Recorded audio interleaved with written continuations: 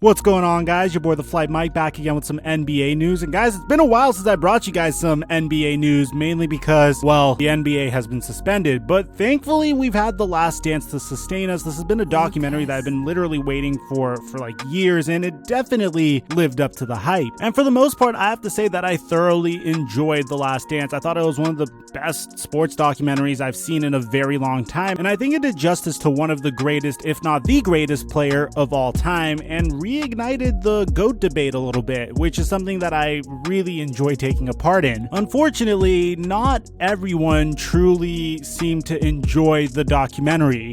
One of them being a former teammate of Michael Jordan's, a four-time NBA champion and a one-time NBA All-Star, Horace Grant. Now, before we get to the content, guys, if you guys enjoy the NBA and you want to consistently get NBA news straight to your device, make sure you drop a like, subscribe, and turn on my notifications. Also, I live stream on Twitch every Tuesday, Thursday, and Sunday at 9 p.m. Pacific time. A link to my Twitch is in the description down below.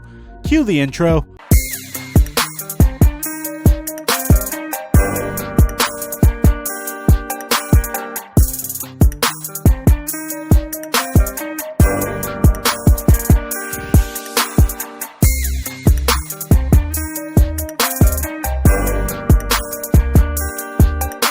Alright guys, so if you haven't seen The Last Dance, I advise that you click away from this video. I don't want to potentially spoil any part of The Last Dance for you if for some reason you haven't had the opportunity to watch it yet.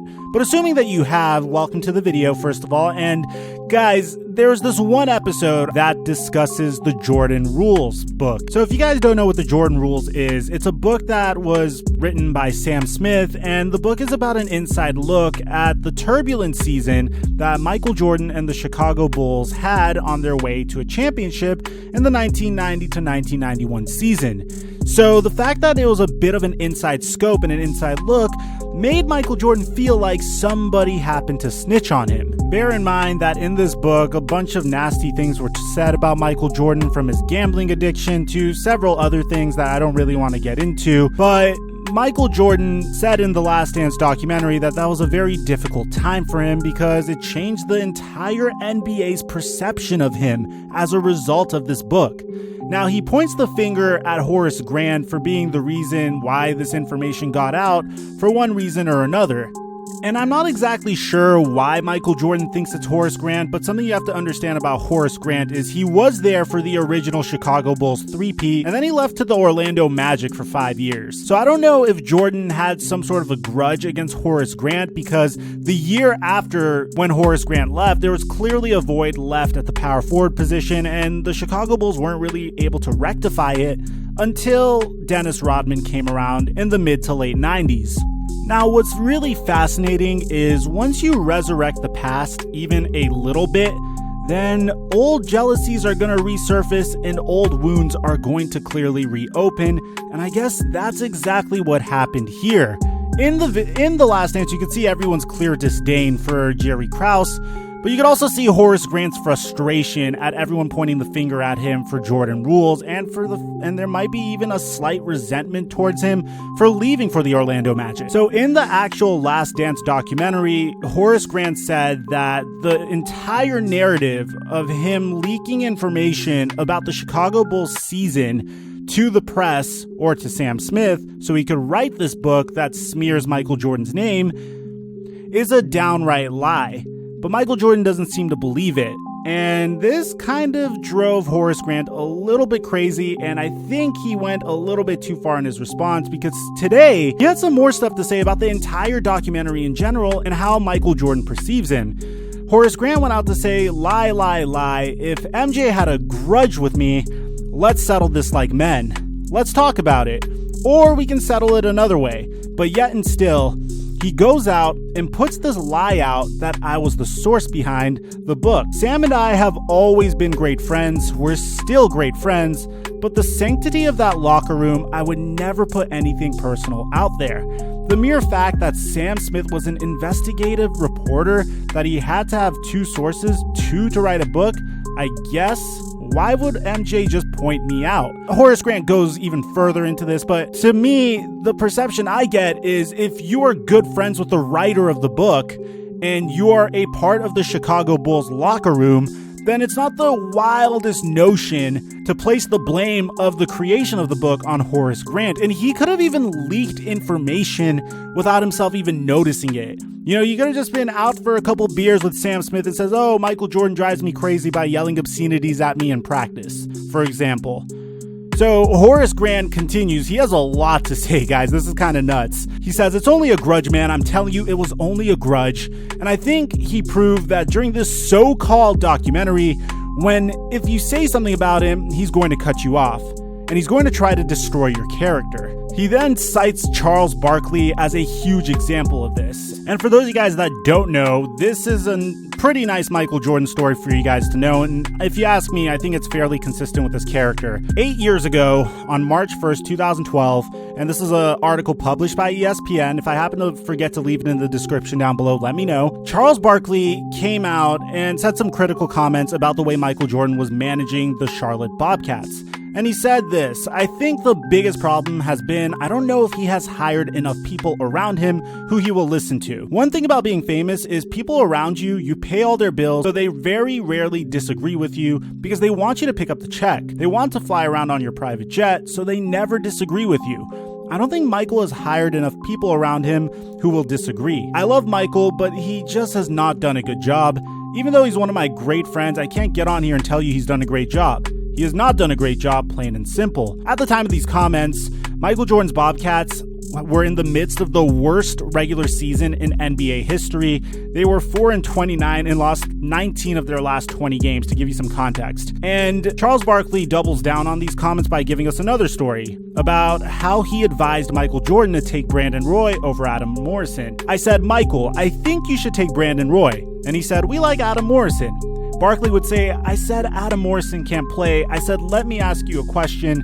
Did you say Adam Morrison first and the front office of the Bobcats agreed with you? Or did they say Adam Morrison first? And he said, what do you mean? Barkley said, Michael, nobody wants to disagree with you. You are such a powerful personality. Nobody, especially your flunkies as I call them, the flunkies are never going to disagree with you. Adam Morrison is a nice kid, but he cannot play in the NBA. In hindsight, Brandon Roy was a phenomenal player before injuries derailed his career.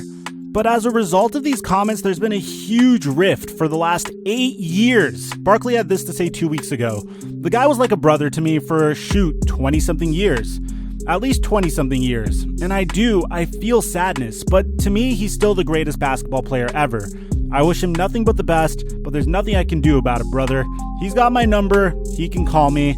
I don't think there's a chance that he's going to call me because it's been a while. The thing that bothered me the most about that whole thing is I don't think that I said anything bad. I'm pretty sure I said, as much as I love Michael, until he stops hiring kiss asses and his best friends, he's never going to be successful as a general manager.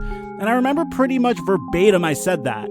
And the thing that really pissed me off about it later is Phil Jackson said the exact same thing. So this all ties back to what Horace Grant is saying. Horace Grant mentions that Barkley and Michael Jordan have been close friends for over 20 to 30 years. And just like that, over something petty and something that he shouldn't have been angry about, Michael Jordan isn't talking to Charles Barkley anymore. Over pride, I suppose. Horace Grant ends off by saying this, and I guess this is probably the craziest part of the story. My point is, he said that I was the snitch, but yet, and still, after 35 years, he brings up his rookie year going into one of his teammates' rooms and seeing coke and weed and women. My point is, why the hell did he want to bring that up? What's that got to do with anything?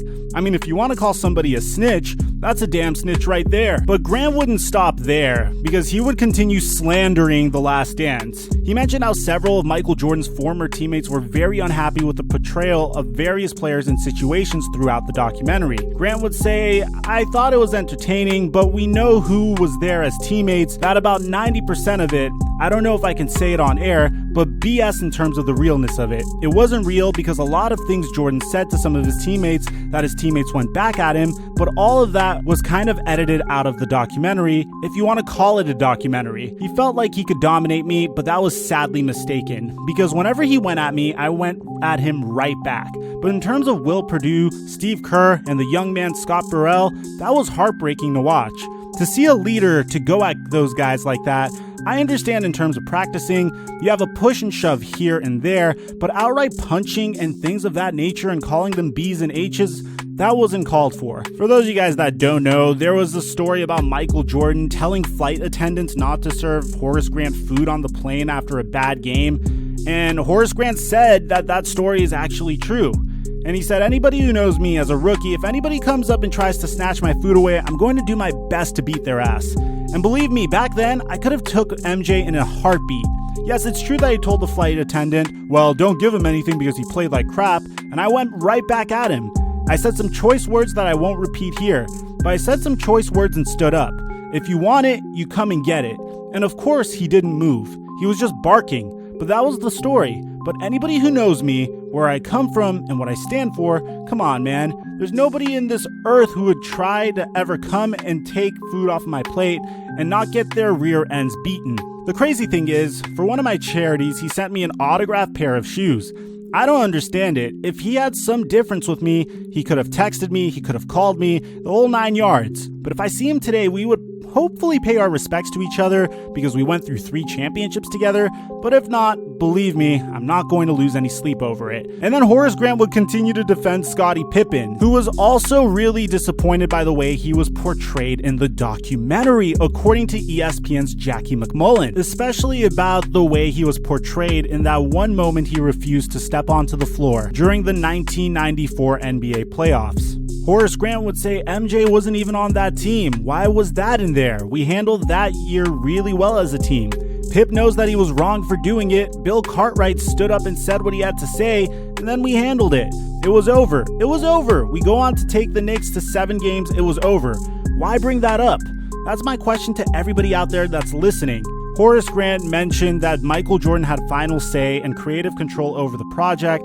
Director Jason Hahir has pushed back against the criticism, but Horace Grant didn't hesitate to discuss what he believes to be a biased point of view in favor of Jordan. When that so-called documentary is about one person, basically, and he has the last word on what's going to be put out there, it's not a documentary. It's his narrative of what happens in the last quote-unquote dance. That's not a documentary because a whole bunch of things was cut out, edited out, so that's why I call it a so-called documentary. What do you guys think about Horace Grant's comments, man? Because it seems like he was very, very bitter and very resentful about how the documentary went off. I think it was just set off by what Michael Jordan said about him in regards to the Jordan rules, but I would like to get your opinions on this, man.